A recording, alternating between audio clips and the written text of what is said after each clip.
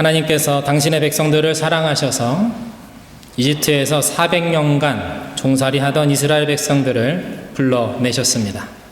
그리고 가나안 땅을 그들에게 주셨습니다. 참 감사한 일이고 놀라운 일입니다.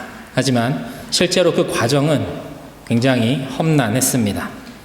광야에서 40년이라는 이 시간을 보내면서 수많은 위험과 크고 작은 전쟁을 치러야만 했기 때문입니다. 하나님께서는 홍해를 가르셨습니다. 불기둥과 구름기둥으로 당신의 백성들을 친히 인도하셨습니다. 정말 은혜로운 부분이지만, 은혜로운 말씀이지만 이 부분을 묵상하면서 처음으로 이러한 생각이 들었습니다. 차라리 이렇게 힘든 길보다는 강대국인 이 이집트 땅을 그냥 이스라엘 백성들에게 통째로 주시는 것이 더 빠르고 쉬운 길이 아니셨을까. 강대국을 전복시켜서 이스라엘 손에 이집트를 주셨다면 세계를 대표하는 하나님의 나라가 될 수 있지 않았을까. 그런 상상을 해보았습니다. 그러나 하나님께서는 그렇게 하지 않으셨습니다. 하나님께서는 200만의 이스라엘 백성들을 애굽으로부터 이집트 땅으로부터 가나안 땅을 향한 그 광야의 험로로 이끌어 내셨습니다. 이사야 선지자를 통해서 하나님께서는 이렇게 말씀하십니다. 이사야 55장 9절의 말씀입니다. 하늘이 땅보다 높듯이 나의 길은 너희의 길보다 높으며 나의 생각은 너희의 생각보다 높다. 우리의 생각은 이 땅을 벗어날 수가 없습니다. 그래서 하늘에 있는 하나님의 생각에 닿을 수가 없습니다. 그것은 마치 개미가 사람의 행동과 사람의 삶의 방식을 이해하려는 것과 같은 것이라고 저는 생각합니다. 거대한 존재적 차이를 하나님께서는 하늘과 땅, 영원히 만날 수 없는 평행선을 달리는 이 두 가지를 가지고 설명하고 계신 것입니다. 그렇습니다. 높으신 하나님의 생각은 우리의 생각과 다릅니다. 하나님께서는 이스라엘 백성들에게 광야의 길로 나가기를 원하셨습니다. 이방 민족과 목숨을 건 전쟁을 치르기를 원하셨습니다. 그렇게 하셔야만 하는 이유가 있었기 때문입니다. 우리가 다 알지 못하고 다 이해하지 못하는 하나님의 뜻이 그 가운데 있습니다. 광야를 지나 전쟁을 치르며 오랜 시간에 걸쳐 도착한 가나안 땅에서도 그냥 손에 쥐어지는 것은 없었습니다. 이스라엘 지파별로 분배받은 땅을 그냥 얻는 것이 아니라 각자 전쟁을 통해서 이방 민족을 그 땅에서 몰아내고 하나님이 주신 그 땅을 정복하여 들어가는 것이 그들에게 맡겨진 사명이었습니다. 그들이 상대해야 하는 자들은 전쟁에 미숙한 자들이 아니었습니다. 전쟁에 능하였고 병거를 가진 민족들이었습니다. 정말 모든 것이 이스라엘 백성들에게는 쉽지 않은 일들 뿐이었습니다. 주님이 주시는 그때마다의 은혜가 있었습니다. 그것으로 버텨냈지요. 그리고 위기를 넘어갔습니다. 인도하심을 따라서 그곳까지 갔습니다. 가나안 땅에 들어갔습니다. 하지만 여전히 쉽게 되는 것은 없었고 그 높으신 하나님의 뜻, 그 알 수 없는 하나님의 뜻도 그들이 맞닥뜨리는 고난 앞에서는 정말 이해가 되지 않았습니다. 하나님께서는 이 출애굽을 결정하시면서 이스라엘 백성들에게 이렇게 말씀해 주십니다. 출애굽기 6장 6절에서 9절의 말씀, 제가 현대인의 성경으로 읽어보도록 하겠습니다. 그러므로 너는 이스라엘 자손들에게 내가 이렇다고 이렇게 말한다고 일러주어라. 나는 여호와이다. 내가 너희를 이집트 사람들의 노예 생활에서 해방시켜 자유로운 몸이 되게 하고 큰 능력과 심판으로 너희를 구원하여 내 백성으로 삼고 나는 너희 하나님이 될 것이다. 그러면 너희는 내가 이집트 사람들의 노예 생활에서 너희를 구출한 너희 하나님 여호와임을 알게 될 것이다. 내가 아브라함과 이삭과 야곱에게 주기로 맹세한 땅으로 너희를 인도하겠다. 그리고 내가 그 땅을 너희에게 주어 너희 소유가 되게 하겠다. 나는 여호와이다. 모세는 이스라엘 자손들에게 여호와의 말씀을 전했으나 그들은 마음이 상하고 혹독한 노예 생활에 시달렸기 때문에 모세의 말을 듣지 않았다. 하나님의 백성이 된다는 것, 그것은 하나님께서 그렇게 하시기로, 하나님의 백성으로 삼으시기로 결정하셨기에 가능했던 일입니다. 이스라엘이 자격이 있어서 하나님의 백성이 되었다는 뜻이 아닙니다. 아브라함이 하나님께 선택된 것은 전적인 하나님의 은혜로 인한 선택이었습니다. 이것과 같이 이스라엘 백성들이 자유의 몸이 되게 하고 언약의 땅으로 인도되며 그 땅을 그들의 소유가 되게 하시는 것, 이 모든 일들은 내가 너 이스라엘 백성들을 이끌어낸 하나님이라는 증거가 된다고 지금 말씀하고 계십니다. 하나님의 은혜라는 것이죠. 하나님의 선택이라는 것입니다. 하나님께서는 이스라엘 백성들과의 이 관계를 단순히 일방적인 지배와 복종으로 치부하지 않으셨습니다. 강하신 하나님, 창조주 하나님이신데도 당신의 백성들을 굴복시키려고 하지 않으셨습니다. 쳐서 복종시키지 않으셨습니다. 두렵게 하지 않으셨습니다. 오히려 이스라엘을 치려하는 이집트의 파라오에게 당신의 위엄을 나타내셨습니다. 그리고 온 세계로 하여금 이스라엘의 하나님이 어떤 분이신지 보여주셨습니다. 그리고 이스라엘 백성들을 먼저 하나님께서는 사랑하셨습니다. 먼저 이스라엘 백성들에게 하나님께서 다가가셨습니다. 그리고 부탁하시는 겁니다. 말씀하시는 겁니다. 너희의 하나님이 되게 하라. 그리고 그들 스스로 자유인이 되어서 하나님을 선택하게 하시고 하나님을 의지해서 이방 민족과 싸우게 하시고 하나님을 의지해서 가나안을 향해 나아가게 하십니다. 노예의 옷을 벗고 자유인의 옷을 입도록 하나님께서 도와주셨습니다. 이 모든 과정에서 하나님께서 원하시는 것은 무엇입니까? 그것은 내가 너의 하나님이 되게 하라 입니다. 이것이 최종적인 목적입니다. 너희가 즐거움과 기쁨으로 나를 선택하고 나를 섬기고 나를 사랑하고 나를 의지하여 너희의 유일한 하나님이 되게 해달라라는 말씀입니다. 출애굽 여정을 통해서, 이 광야의 여정을 통해서 반석에서 물이 나오고 하늘에서 떨어지는 만나를 먹으며 이방 민족과의 전쟁에서 모세의 손이 들려지면 이기고 모세의 손이 내려오면 지는 하나님의 백성들이 이 땅에서 살아가는 새로운 방식, 새로운 방법, 모양, 그것을 가르쳐 주신 것입니다. 믿음으로 순종할 때 하나님께서 도우신다라는 것, 믿음으로 순종할 때 하나님께서 그 삶을 책임지신다라는 것, 그것을 가르쳐 주시는 것입니다. 그 온전한 신뢰를, 그 완전한 사랑을 당신의 자녀들에게 가르치시기 위해서 하나님은 이스라엘 백성들을 광야로 내모셨습니다. 오늘 본문 11절의 말씀인데요. 우리 한번 같이 읽어보겠습니다. 함께 읽겠습니다. 시작. 그러므로 우리는 이 안식에 들어가기를 힘씁시다. 아무도 그와 같은 불순종의 본을 따르다가 떨어져 나가는 일이 없도록 해야 하겠습니다. 하나님께서는 우리가 이스라엘 백성들의 모습을 보며 배우기를 원하십니다. 우리가 깨닫기를 원하시는 것이죠. 단순히 착한 성도가 되는 것 아니고, 거룩한 종교인이 되는 것 아니고, 하나님이 어떤 분이신지, 그리고 하나님의 백성은 어떤 존재여야 하는지를 이들을 보며, 말씀을 보며 깨닫기를 원하시는 것입니다. 광야에서 불순종했던 이스라엘 백성들을 보면서 믿음에서 떨어져 나가는 일이 없도록 주의해야 한다라는 이 말씀은 하나님께서 이스라엘 백성들에게 가르치고자 하셨던 것, 바로 하나님만이 우리의 하나님 되심을 우리의 삶 가운데 이뤄내라라는 말씀입니다. 다시 말씀드리지만 착하고 거룩한 종교인의 모습으로 이 말씀은 완성되지 않습니다. 오히려 세상을 알고 사람을 알고 그 모든 것을 분별하는 그 말씀의 능력을 알 때 이것이 가능합니다. 오늘 보면 12절 말씀인데요. 함께 읽겠습니다. 시작. 하나님의 말씀은 살아있고 힘이 있어서 어떤 양날 칼보다도 더 날카롭습니다.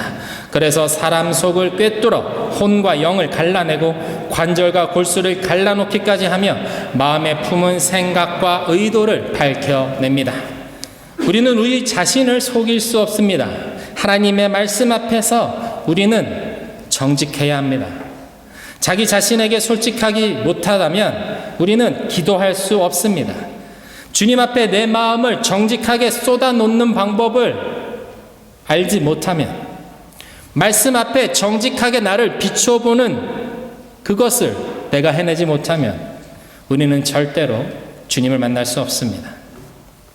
말씀은 때때로 우리를 위로합니다. 말씀은 때때로 우리에게 소망을 줍니다. 말씀은 하나님의 사랑을 확인하게 합니다. 맞습니다. 그러나 하나님의 말씀은 혼과 영을 갈라냅니다. 관절과 골수를 찔러 쪼갤 정도로 예리하며 날카롭다 말씀하십니다.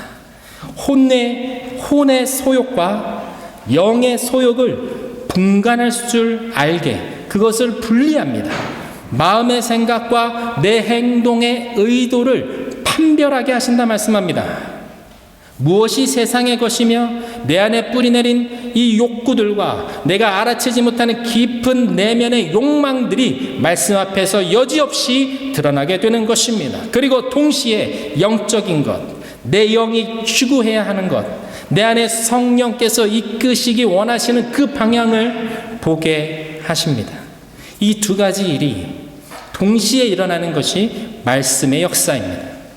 말씀을 읽을 때, 말씀을 들을 때 우리 안에 이런 일들이 일어나는 것입니다. 이것이 하나님의 말씀의 능력입니다. 오늘 본문 13절의 말씀 한번 다시 읽어보도록 하겠습니다. 시작. 하나님 앞에는 아무 피조물도 숨겨진 것이 없고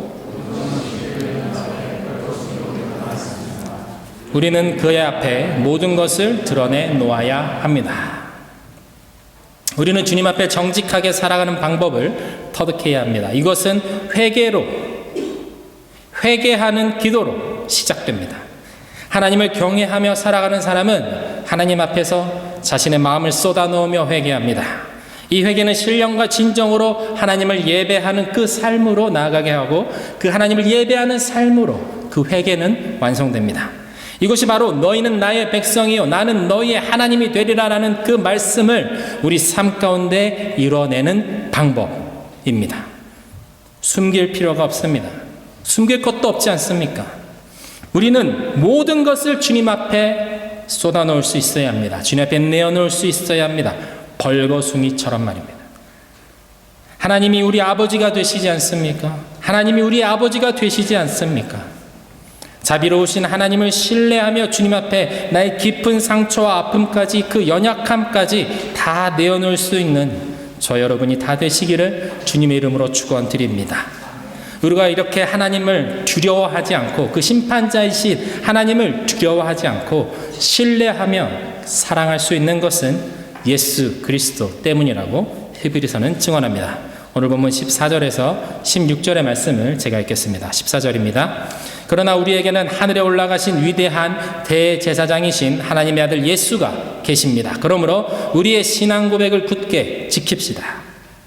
우리의 대제사장은 우리의 연약함을 동정하지 못하시는 분이 아닙니다. 그는 모든 점에서 우리와 마찬가지로 시험을 받으셨지만 죄는 없으십니다. 그러므로 우리는 담대하게 은혜의 보좌로 나아갑시다. 그리하여 우리가 자비를 받고 은혜를 입어서 제때에 주시는 도움을 받도록 합시다. 히브리서는 히브리인들 곧 유대인들을 위해서 쓰여진 책이기 때문에 선지자, 천사 그리고 대제사장과 같은 그 유대 문화 속에 익숙한 이미지와 단어들을 사용해서 그리스도의 복음을 풀어나가려고 합니다. 그렇기 때문에 유대 문화에 그렇게 익숙하지 않은 우리들이 읽었을 때는 조금 어렵게 느껴지는 것이 히브리서가 됩니다. 그러나 히브리서의 목적은 분명합니다. 선지자도 천사도 대제사장도 모두 예수 그리스도에게는 미치지 못한다라는 것입니다. 복음의 중심에는 선지자도 천사도 대제사장도 아닌 예수 그리스도께서 계시다라는 것을 밝혀주고자 하는 것입니다. 하나님의 아들 예수 그리스도께서 우리를 위해서 십자가에서 죽으시고 다시 사심으로 인해서 대제사장들은 할 수 없었던 그 영원한 제사를 통해 인류의 모든 죄를 사하셨습니다. 그러므로 우리는 담대하게 은혜의 보좌로 나아갈 수 있습니다. 우리가 얻은 것이 무엇입니까? 담대함입니다. 그리스도를 믿는 믿음은 우리로 하여금 담대하게 합니다. 이 담대함으로 우리는 주님께 나아갈 수 있습니다. 그래서 우리는 하나님을 경외하며 사랑할 수 있는 존재가 되는 것이죠. 하나님을 두려워하는 사람들이 아닙니다. 이 담대함은 심판자이신 하나님을 두려워하는 것이 아니라 하나님을 사랑하며 하나님을 높여드리는 자리로, 예배의 자리로 우리를 이끌어 갑니다.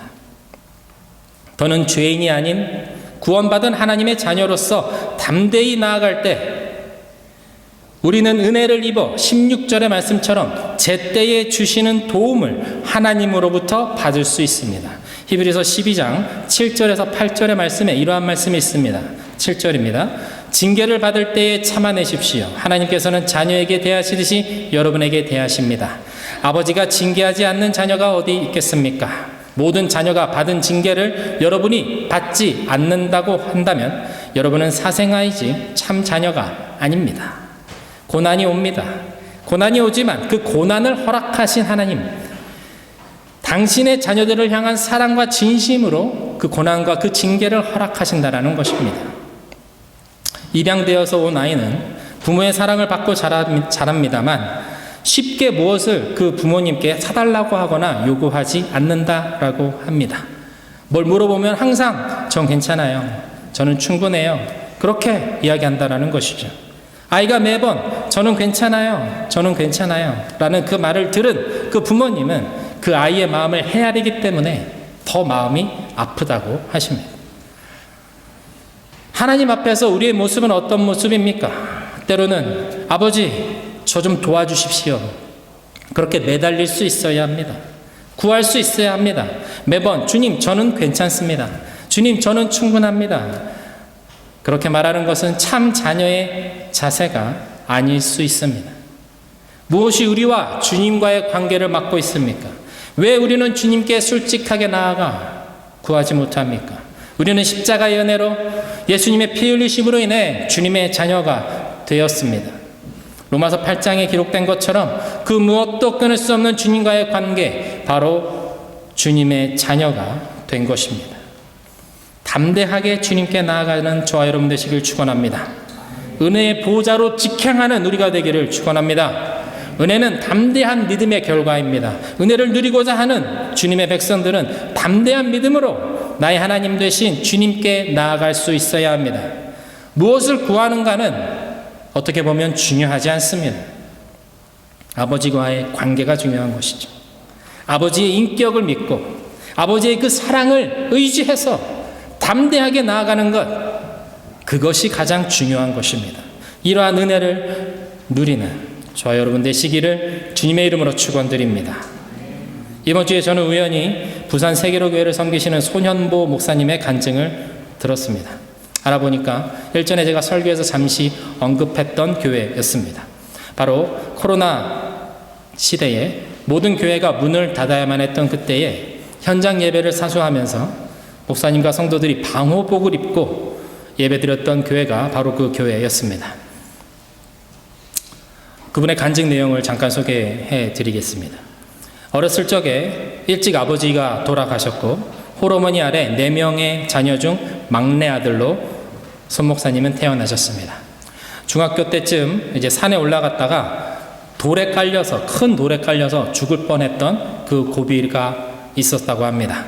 피를 토하고 3일을 오롯이 집에 그 방에 누워 있었던 손 목사님은 회복이 되고 나서 우연한 기회에 교회를 가게 됩니다. 그리고 은혜를 받고 예수 그리스도의 복음을 받아들이게 됩니다.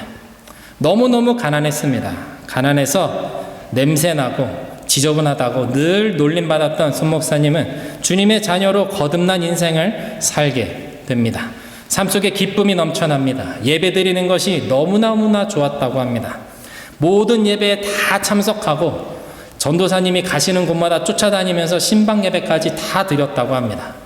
학교는 뒷전이었고 오직 예배만 쫓아다녔다고 합니다. 손 목사님의 삶은 완전히 달라졌습니다. 마을마다 찾아다니면서 전도지를 나눠주고 아이들에게 복음을 전하기 시작했습니다. 주일학교에서 설교도 맡아서 하고 교회를 열심히 섬겼습니다.